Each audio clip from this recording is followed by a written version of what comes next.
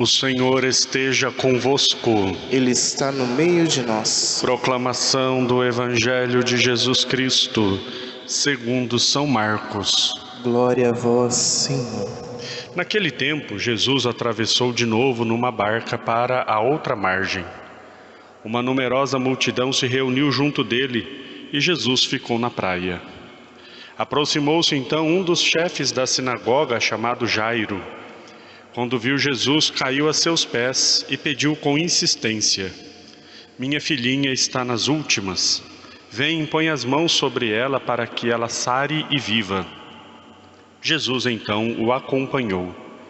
Uma numerosa multidão o seguia e o comprimia. Ora, achava-se ali uma mulher que há 12 anos estava com uma hemorragia. Tinha sofrido nas mãos de muitos médicos, gastou tudo o que possuía e, em vez de melhorar, piorava cada vez mais. Tendo ouvido falar de Jesus, aproximou-se dele por detrás, no meio da multidão, e tocou na sua roupa. Ela pensava: "Se eu ao menos tocar na roupa dele, ficarei curada." A hemorragia parou imediatamente e a mulher sentiu dentro de si que estava curada da doença. Jesus logo percebeu que uma força tinha saído dele e, voltando-se no meio da multidão, perguntou: "Quem tocou na minha roupa?" Os discípulos disseram: "Estás vendo a multidão que te comprime e ainda perguntas quem me tocou?" Ele, porém, olhava ao redor para ver quem havia feito aquilo. A mulher, cheia de medo e tremendo, percebeu o que lhe havia acontecido. Veio e caiu aos pés de Jesus e contou-lhe toda a verdade. Ele lhe disse: "Filha, a tua fé te curou. Vá em paz e fica curada dessa doença." Ele estava ainda falando quando chegaram alguns da casa do chefe da sinagoga e disseram a Jairo: "Tua filha morreu. Por que ainda incomodar o mestre?" Jesus ouviu a notícia e disse ao chefe da sinagoga: "Não tenhas medo, basta ter fé." E não deixou que ninguém o acompanhasse, a não ser Pedro, Tiago e seu irmão João. Quando chegaram à casa do chefe da sinagoga, Jesus viu a confusão e como estavam chorando e gritando. Então ele entrou e disse: "Por que essa confusão e esse choro? A criança não morreu, mas está dormindo." Começaram então a caçoar dele. Mas ele mandou que todos saíssem, menos o pai e a mãe da menina, e os 3 discípulos que o acompanhavam. Depois entraram no quarto onde estava a criança. Jesus pegou na mão da menina e disse: "Talitá cum", que quer dizer: "Menina, levanta-te."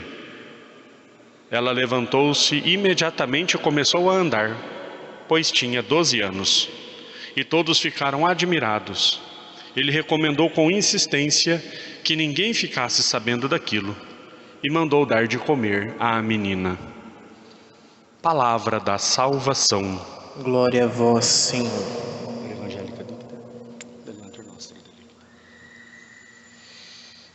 Ó Maria concebida sem pecado, Rogai por nós que recorremos a vós. em nome do Pai, e do Filho, e do Espírito Santo. Amém. Queridos irmãos e irmãs, presentes aqui na nossa catedral, também quem nos acompanha assistindo a essa gravação, hoje o Evangelho nos apresenta 2 grandes milagres da parte de Jesus. O Evangelho começa dizendo que ele atravessou de novo para o outro lado da margem. Jesus, no Evangelho de ontem, nós vimos ele que vai para a região dos Gerazenos. Lá ele encontra o homem possuído por vários demônios. Quando ele interroga quem é, o demônio diz: "Somos legião, porque somos muitos." Ele expulsa o demônio, manda o demônio para os porcos que se atiram ao mar. Toda aquela história que nós conhecemos, mas o povo daquela região não queria que Jesus ficasse lá. Então ele entra na barca mais uma vez e volta para o lado ali da região do povo de Israel. Então quando ele volta, já tem uma multidão esperando, tem uma multidão que vai ao encontro dos seus ensinamentos, mas claro, de um modo especial por causa dos milagres. Os milagres de Jesus atraem grandes multidões, né? Principalmente os milagres que ele realiza quando multiplica os pães. Tem até alguns episódios que ele diz, né, encontra a multidão e diz: "Vocês vieram porque comeram pão, né? Mas busquem o pão que não perece." aproveita para ensinar. Então, nesse contexto, Jesus, de volta à região de Israel, ele realiza esses 2 grandes milagres. O chefe da sinagoga, Jairo, que se aproxima e pede com insistência que ele cure a sua filha. Jesus não põe nenhum empecilho, vai até a casa, se encaminha para a casa do chefe para curar a sua filha. Mas no caminho nós encontramos aquele relato da mulher que sofria de hemorragia e toca as vestes de Jesus com fé, pensando consigo mesma: se eu tocar nas suas vestes eu ficarei curada. E de fato isso acontece. Este evangelho, esse milagre, essa cura da parte de Jesus é muito bonita, porque a fé daquela mulher que está ali no meio daquele povo, aquela mulher, na verdade, ela está ali meio que clandestina. Por quê? Precisamos entender o contexto. Naquele tempo, no tempo de Jesus, pela lei mosaica, uma mulher que estava com sangue, ela era considerada impura. Essa mulher fazia 12 anos que estava nessa condição. Ela era considerada impura. Se alguém tocasse nela também ficava impuro.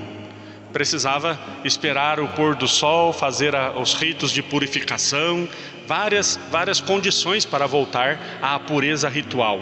Então aquela mulher, ela não poderia demonstrar que ela estava nessas condições, ela estava ali de forma meio clandestina, e muito menos tocar em Jesus, porque ela deixaria Jesus impuro se o tocasse. Por isso que o evangelho, quando mostra que Jesus fica perguntando quem fez isso, fala que a mulher, tremendo de medo, caiu aos pés de Jesus e confessou o que havia feito. Por quê? Porque na verdade foi uma atitude da parte dela muito ousada. Ela não poderia. Ela poderia até sofrer algumas consequências por conta disso, né? Ser repreendida, porque, entre aspas, tornaria Jesus impuro. Mas Jesus, ele inverte essa lógica. Essa lógica judaica de que o impuro torna o outro impuro, Jesus inverte. Ele toca no leproso e torna o leproso puro. Essa mulher que está impura e toca em Jesus, é ela quem se purifica. Jesus diz: não é o impuro que vai sujar o outro, é o puro que vai purificar aquele que está impuro. Então Jesus vai invertendo essa lógica. Ele não tem medo de tocar nas pessoas, ele não tem medo, né, de se aproximar das pessoas, justamente porque ele quer inverter essa lógica. Ele quer dizer: eu vim para purificar. Quando Jesus assume a nossa condição humana, o texto de São Paulo que fala da kenosis de Jesus, o cântico de Filipenses que fala: ele não se apegou à sua condição em ser igual a Deus, mas se fez um de nós. Quando Jesus assume a nossa carne, assume a nossa natureza humana limitada, ele não se rebaixou simplesmente quando assumiu a nossa natureza, mas ele dignificou a nossa natureza quando uniu a sua divindade. É claro, foi um esvaziamento da parte dele, mas nós é quem ganhamos quando Jesus se fez um de nós. Nós é que fomos dignificados. Então é essa lógica que Jesus quer mostrar. E ao mesmo tempo essa fé daquela mulher, que mesmo contra todos os princípios, mesmo contra todos os preconceitos da sua época, teve a coragem de ir até Jesus e tocar nele. Jesus olha ao redor e diz: quem me tocou? Pedro: Jesus, o senhor não está vendo que está todo mundo comprimindo, empurrando e esbarrando no senhor? O senhor pergunta: quem me tocou? Pedro pergunta até meio injuriado: e o senhor ainda pergunta quem me tocou? Mas essa é a grande diferença daquela mulher para todos os outros que estavam ali. As pessoas que estavam ali queriam ver Jesus. As pessoas que estavam ali queriam talvez até escutar alguma coisa de Jesus. As pessoas que estavam ali, eles queriam fazer uma experiência com Jesus. Mas aquela mulher tinha uma diferença de todos os outros: ela queria tocar em Jesus. Há uma diferença muito grande entre as pessoas que esbarraram em Jesus e uma pessoa que tocou em Jesus. Esbarrar em Jesus talvez seja quando nós fazemos uma experiência muito superficial de Deus. De vez em quando eu apareço na igreja, de vez em quando eu rezo, de vez em quando eu lembro que Jesus existe, talvez quando eu estiver passando por uma dificuldade ou algum problema. Aquela mulher fez outra experiência, ela tocou em Jesus, ela foi atrás dele, ela buscou o Senhor. É diferente de esbarrar pelos caminhos da vida. Muitos que estavam ali talvez nem tivessem a compreensão do tamanho da presença de Jesus, mas ela sabia. Por isso é uma diferença entre aqueles que esbarraram e aquele que tocou. Por isso Jesus não se incomodou, falou: não, Pedro, eu não estou perguntando quem esbarrou em mim, eu estou perguntando quem tocou em mim. Porque ali eu senti uma força saindo de mim, porque a fé daquela pessoa que tocou em mim alcançou a graça. Por isso a nossa relação com Jesus deve ser esta. A nossa fé deve nos levar a ter uma ligação tão íntima com Jesus, uma intimidade tão profunda com Jesus, a ponto de nós tocarmos nele pela fé. E como nós realizamos isso? Pelos sacramentos. No sacramento da Eucaristia, Jesus toca em nós, e nós tocamos nele, é claro. Do mesmo jeito que aquela mulher, na fé, tinha certeza absoluta que se tocasse em Jesus poderia ser curada. Nós também, quando nos aproximamos do sacramento, é com essa fé que nós devemos nos aproximar. Eu não vou dar um esbarrão em Jesus, parafraseando, mas eu vou tocar na sua graça, na sua força e no seu amor. Que nós, ao nos aproximarmos dos sacramentos, de um modo especial a Eucaristia, que nós tenhamos a mesma fé daquela mulher que tocou nas vestes de Jesus, curada. Porque a Eucaristia também é essa força de Deus que pode nos curar, pode nos restaurar e pode nos refazer. Que este encontro seja tão profundo que transforme a nossa vida. Que Deus nos abençoe, fortaleça o nosso coração e nos faça cada vez mais progredir na fé. Louvado seja nosso Senhor Jesus Cristo. Para sempre seja louvado.